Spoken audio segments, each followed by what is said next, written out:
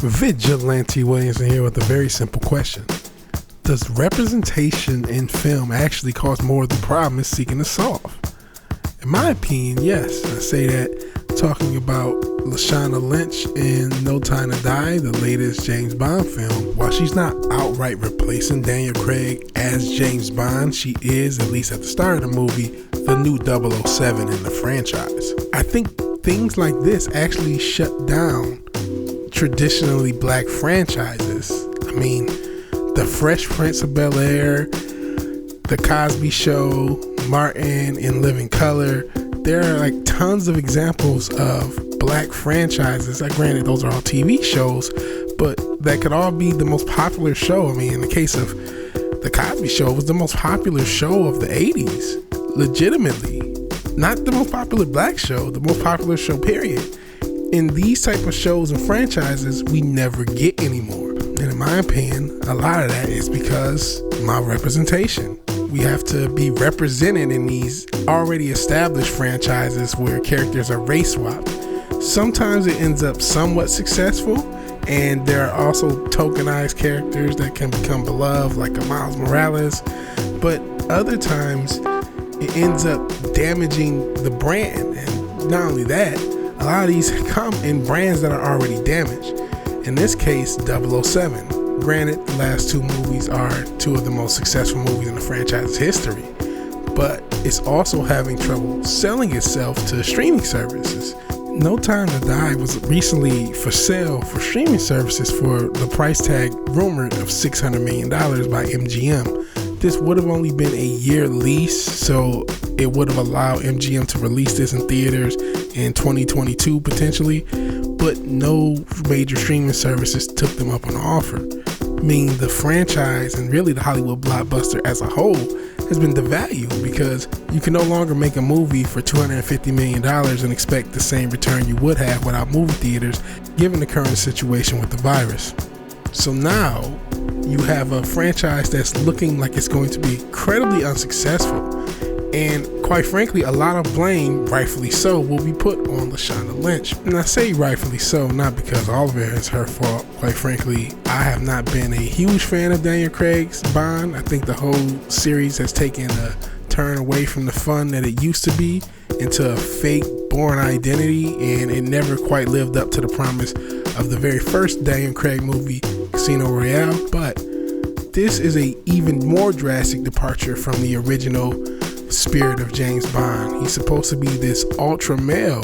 Men want to be him, women want him. But at the end of the day, Lashawna Lynch's Nani only exists to strip down and emasculate James Bond in the post-Me Too era. There's a pivotal scene at the start of the film where M says, "Come in, 007," and in walks Lashawna, who is black, beautiful, and a woman. Now, it does make sense that if this film is supposed to take place in a case where James Bond has been gone for a while, that his number would be replaced and there would be a new character. And I don't necessarily think that a story that has this is bad. In fact, I think there's a very classic story that can be told where there's a younger, more athletic new agent and an aging veteran agent who's not quite the same guy who he once was, but still has a lot of savvy and a lot of wisdom, someone who could possibly help Nami learn from his mistakes, challenges they may face, getting along with one another, but growing to respect each other by the end of the film. I think that's a classic trope, and there's nothing wrong with doing that in a James Bond film, but that's not what's going to happen. Instead, Nami seems to exist, at least if all the reports are true, just to tear down James Bond, and as a result has no merit as a character herself. She wants to make sure there's at least one moment in the script where black audience members would nod their head, tugging at the reality, but glad to see their real life represented, which I don't know what that means. I mean, black people are not a monolith, and Lashawna Lynch herself is a British black woman, which would have a totally different culture relative to an American black person, and even amongst American black people, it could be totally different from one city or one region to the next. So I don't necessarily know if you can actually create a monolithic experience for the African diaspora, so I don't really know what she means. Apparently there's a rumored stay in your lane moment for James Bond, but I don't want to see James Bond stay in your lane. I mean, the whole point of James Bond is this uber male fantasy of this super spy who can drive Aston Martins and kill the bad guy and get the girl. He's supposed to be this cool Uber character, and seeing him demeaned doesn't empower me. I don't need James Bond to be diminished or demeaned to feel quote unquote empowered. This may come as a shock, but no media in general is going to empower anybody, and I don't need someone to hate in order to love myself. And now I'm getting more to my point. There's a monolithic view of how black people need to be portrayed. They have to be dealing with some BLM nightmare. It must be some oppressive police officer or some oppressive white man who's in the way of their life, and they have to figure a way around it.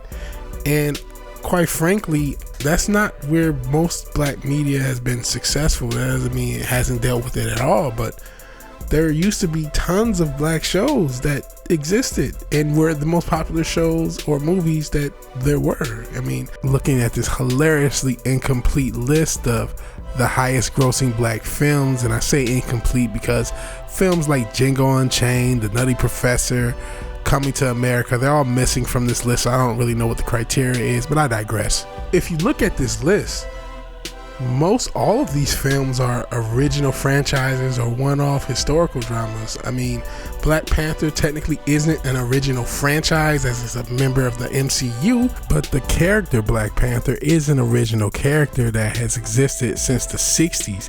And there was no white man who was previously Black Panther that Black Panther replaced.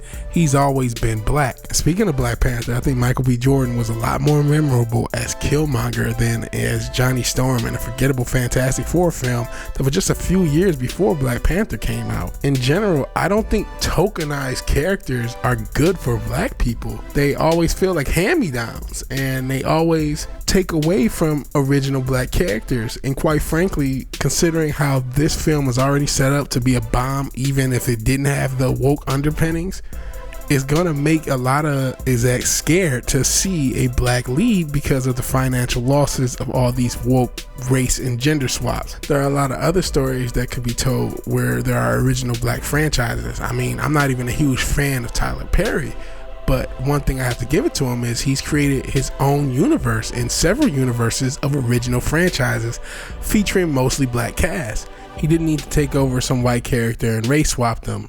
If there's an exception in his catalog, please let me know below.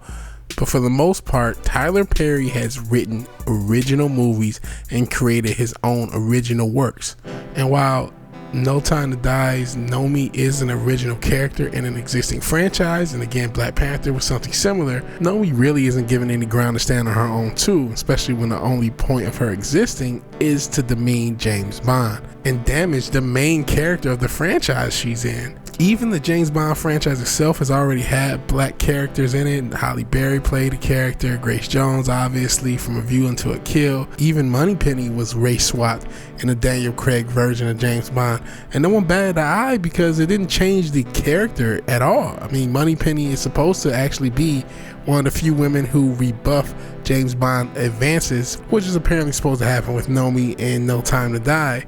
I mean, I don't necessarily think it's a problem to have Lashawna Lynch as a character that you can spin off to. I just think making her this woke virtue signal is. She doesn't have to be a virtue signal to be a good character, and quite frankly, taking over the franchise of an already established white character doesn't necessarily mean success. I mean, it's not that there aren't successful franchises that have done something similar. I mentioned Miles Morales, but in general, black franchises tend to be more successful when they're original franchises. And there are tons of franchises 20 and 30 and 40 and 50 years old that were black owned, black created, or black acted, mainly for a black audience, that became universally beloved by everyone without necessarily having to quote unquote sell out, whatever the hell that means. I don't know how we'll ever get another Family Matters or even a Fresh Prince. I mean, think about what Fresh Prince was. It was a show that portrayed a well-to-do black family.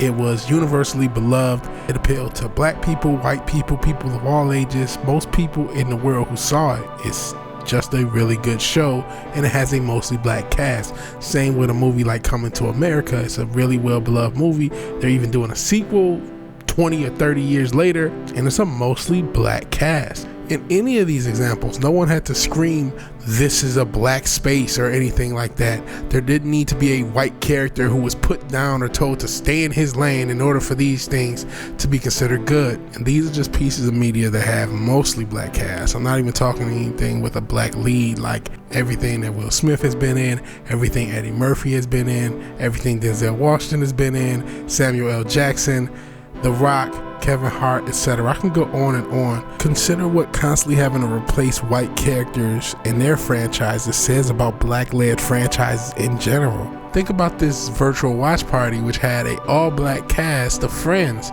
Friends itself is inspired by Living Single, an all-black show, meaning we can't even get our own rebooted material. This wasn't an official TV show for Friends, but it's still the same energy I'm talking about. It's like nothing that is initially black is worth a damn. It has to be a white show to mean something, and there's just too many examples that prove that isn't true. So I think representation actually hurts representation, because you have all these race swap franchises. You can't get original black franchises, and it's a shame.